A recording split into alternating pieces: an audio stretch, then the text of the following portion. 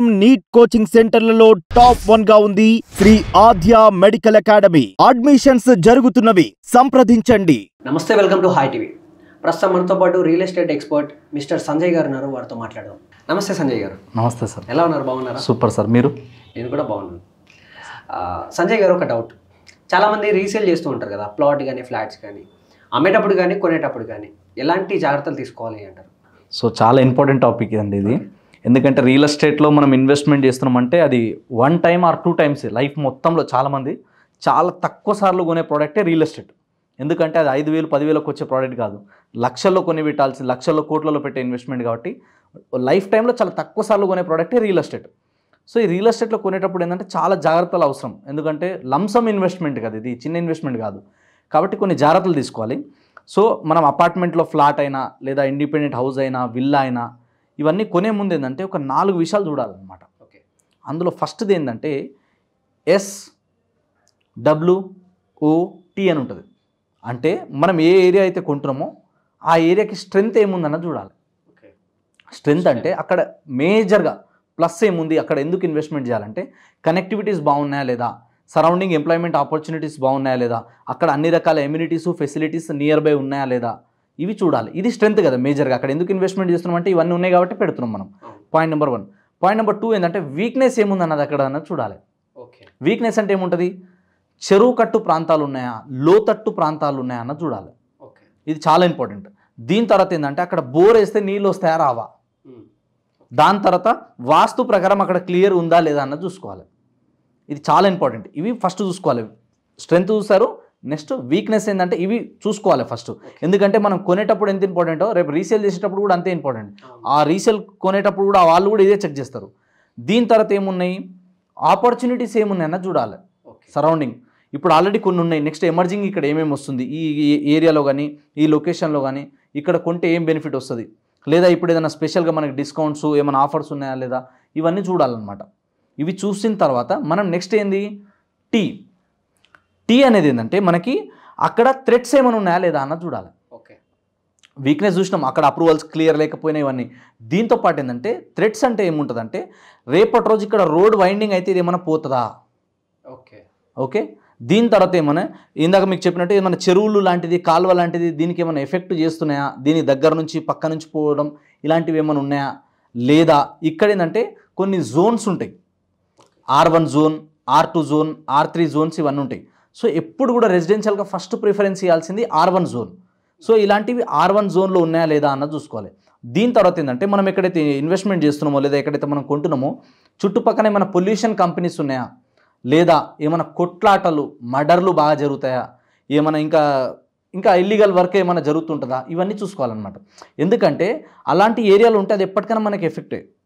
So చాణక్యుడు కూడా ఏమంటారంటే ఎప్పుడైతే ఎక్కువ కొట్లాటలు జరుగుతుంటాయో ఏరియాలో, ఎక్కడైతే నీళ్ళ కరువు ఉంటుందో అలాంటి ఏరియాలో ఎప్పుడు ఉండొద్దు మనం అంటాడు ఆయన.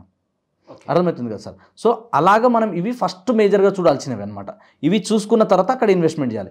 తర్వాత సెకండ్ ఇంకోటి ఏంటంటే లీగల్గా క్లియర్ ఉందా అన్నది లేదా అన్నది చూసుకోవాలి. మనం కొనేటప్పుడైనా లేదా అమ్మేటప్పుడైనా. అదేవిధంగా ఏంటంటే లీగల్గా చూసుకుంటే మనకి అది అప్రూవ్డ్ ఉందా లేదా, దానికి సంబంధించిన గ్రామ నక్ష కానీ లేదా layout pattern number, LP number అంటారు దీన్ని, LP నెంబర్ క్లియర్ ఉందా లేదా, DTCP కానీ HMDA కానీ అప్రూవ్డ్ ఉందా లేదా చూసుకోవాలి. తర్వాత రెరా సర్టిఫికేట్ ఉందా లేదా చూసుకోవాలి. దీని తర్వాత ఏంటంటే MOUలు కానీ, తర్వాత సేల్ డీడ్లు కానీ, లింక్ డాక్యుమెంట్ కానీ, EC కానీ క్లియర్ ఉందా లేదా అన్న చూసుకోవాలి. ఈ డాక్యుమెంటేషన్ అన్ని క్లియర్ ఉంటేనే కొనాలి, లేకపోతే కొనొద్దు. ఎందుకంటే మనం ఇప్పుడు కొనేటప్పుడు చూసుకుంటున్నాం కదా, రేపటి రోజు దీంట్లో ఏమైనా మిస్యూజ్ అయినాయి అనుకోండి, ఇదేమన్నా దీంట్లో నుంచి ఏమైనా మిస్ అయినాయి అనుకోండి, ఫ్యూచర్లో ఇబ్బంది అవుతాయి. చాలామంది ఇంకోటి ఏమనుకుంటారంటే కొనేటప్పుడు వాళ్ళ దగ్గర డాక్యుమెంట్స్ అన్నీ ఉంటాయి, ఏదన్నా మిస్ అయింది అనుకుంటే వాళ్ళ పరిస్థితి ఏంది అని చాలామంది అడుగుతారు. సో మీరు ఏం చేయాలంటే డాక్యుమెంట్స్ అన్ని జాగ్రత్త పెట్టుకోవాలి, ఫస్ట్ పాయింట్. సెకండ్ ఏంటంటే ఇప్పుడు అన్నీ కూడా డిజిటల్గా ఆన్లైన్లో ఎక్కినా లేదా అన్న చూసుకోవాలి. అవి గతంలో ఉండే, తర్వాత ఏమైంది ధరణి అనే ఒక పోర్టల్ వచ్చింది, ఆ తర్వాత బాగా అన్ని అందులో అప్డేట్ అయినాయి. కొన్ని దాంట్లో కూడా ప్రాబ్లమ్స్ వచ్చినాయి. ఇప్పుడు దాన్ని కూడా నెక్స్ట్ ఇప్పుడు కొత్త గవర్నమెంట్ అప్డేట్ చేస్తుంది. సో లీగల్గా అన్ని ఆన్లైన్లో ఉన్నాయా లేదా ఆన్లైన్లో క్రాస్ చెక్ చేసుకోవాలి.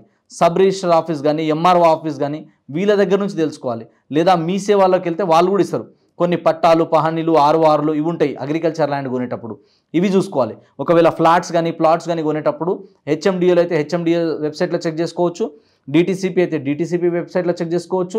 ఇవన్నీ క్లియర్ ఉన్నాయా లేదా. దీని తర్వాత ఈసీలో చెక్ చేసుకోవచ్చు. ప్రాపర్టీ ఓనర్ నిజంగా ఈయననేనా వేరే వాళ్ళు ఉన్నారా, ఎన్ని సంవత్సరాల నుంచి ఉంటున్నారు, ఎన్ని సంవత్సరాల ముందు వీళ్ళు ఉన్నారు, ఇవన్నీ క్లియర్గా చెక్ చేసుకోవాలి. ఇవన్నీ క్లియర్గా చెక్ చేసుకున్న తర్వాతనే మనం ఇన్వెస్ట్మెంట్ చేయాలి. దీని తర్వాత ఇంకొకటి ఏంటంటే మనం అసలు ఎందుకు కొంటున్నాం, మన పర్పస్ ఏముందన్నది తెలుసుకోవాలి. మీరు ఇల్లు కొంటున్నారా, ఇల్లు కొందాం అనుకుంటున్నారా, ఫ్లాట్ కొందాం అనుకుంటున్నారా, ప్లాట్ కొందాం అనుకుంటున్నారా, లేకపోతే విల్లా కొనాలనుకుంటున్నారా, మీరు ఎందుకోసం ఇప్పటికిప్పుడే ఉండాలి అనుకుంటే కనుక సిటీ లోపలైతే బడ్జెట్ తక్కువ ఉంది అనుకున్నప్పుడు ఏం చేయాలి, చాలామంది లోన్కి వెళ్తారు, కొంచెం అమౌంట్ కట్టి ఫ్లాట్స్లోకి వెళ్తారు. ఇండిపెండెంట్ హౌస్ కొనాలన్నా కూడా కాస్ట్ ఎక్కువనే ఉంటుంది. విల్లా అయితే అది కొంచెం కాస్ట్లీ, అది కొంచెం లగ్జరీ కిందికి వస్తుంది. దీని తర్వాత ఏంటంటే ఇది కాకుండా నెక్స్ట్ వచ్చేసి ఏముంటుంది, ప్లాట్ అనుకోండి కనుక, ప్లాట్ అయితే కనుక అవుటర్ రింగ్ రోడ్ లోపల ఎక్కడైనా కొనొచ్చు, కానీ గజం 40-50 వేలు ఉంటుంది. అది కూడా అంత అమౌంట్ మేము పెట్టలేము అన్నప్పుడు ఏం చేయాలి, అవుటర్ రింగ్ రోడ్ దాటి నెక్స్ట్ ఇప్పుడు రీజనల్ రింగ్ రోడ్ వస్తుంది. సో రీజనల్ రింగ్ రోడ్ వరకు ఎక్కడైనా సరే మన బడ్జెట్లో ఎక్కడ వస్తుందో కొనాలి. సో ఫస్ట్ మన పర్పస్ క్లియర్ ఉండాలి, అంటే ఇప్పుడు ఉండడానికా లేకపోతే జస్ట్ ఇన్వెస్ట్మెంట్ అనేది క్లారిటీ ఉండాలి. దీని తర్వాత మనం ఎంత బడ్జెట్ పెడుతున్నాం అంటారు కదా పెద్దోళ్ళు, ఎంత పిండి పెడితే అంతే రొట్టె వస్తుందని, అవునా కదా. సో మనం బడ్జెట్ ఎంత ఇన్వెస్ట్మెంట్ చేస్తున్నాం అనేది చాలా ఇంపార్టెంట్. సో మన మనీ ఎంత ఉందన్నది. దీని తర్వాత నెక్స్ట్ ఏంటంటే టైం పీరియడ్.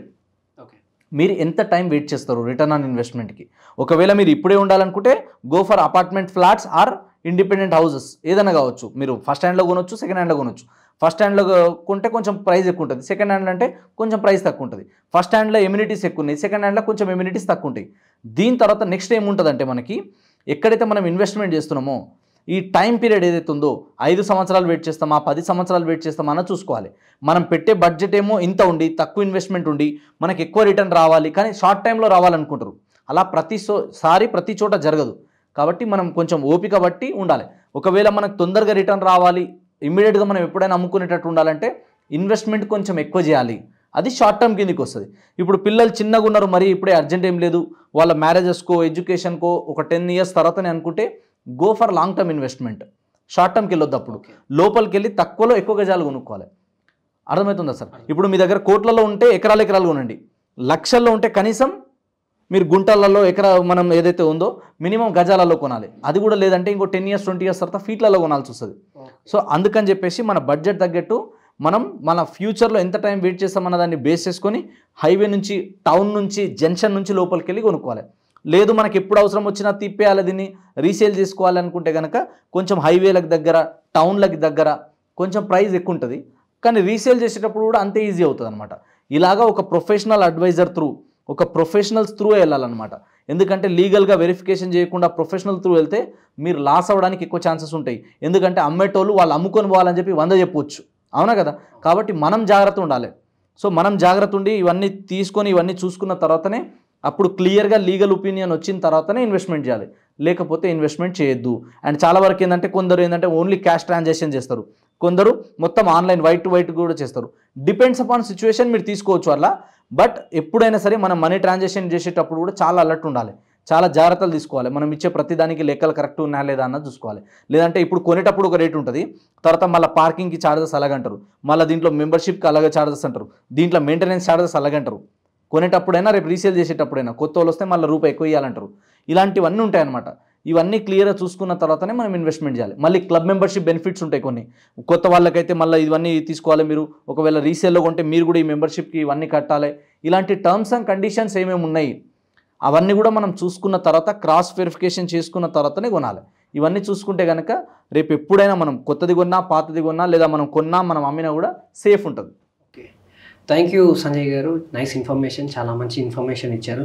అండ్ అలాగే చాలా అంటే మేము మీ ద్వారా అడ్వైస్, మేము ఎవరైనా లీగల్ డాక్యుమెంట్స్ గురించి ఏమైనా ఐడియా లేకపోతే మిమ్మల్ని ఎట్లా కన్సల్ట్ అవ్వచ్చు? స్క్రీన్ పైన కనిపిస్తున్న నెంబర్ కాల్ చేస్తే మేము వాళ్ళకి అన్ని గైడ్ చేస్తాం. వాళ్ళ బడ్జెట్ తగ్గట్టు వాళ్ళు కొనాలన్నా, అమ్మాలన్నా, వాళ్ళకి ఏమేమి చేయాలి, ఏం చేయొద్దు, ఈచ్ అండ్ ఎవ్రీథింగ్ మేము అన్ని కూడా గైడ్ చేస్తాం దగ్గరుండి. Thank you. సో చూసారు కదా, ఈ వీడియో కనుక మీకు నచ్చినట్టయితే లైక్ చేయండి, షేర్ చేయండి, అండ్ మీ అభిప్రాయాన్ని కింద కమెంట్ సెక్షన్లో కమెంట్ చేయండి. అండ్ తప్పకుండా సబ్స్క్రైబ్ చేయడం మాత్రం మర్చిపోకండి. Thank you so much.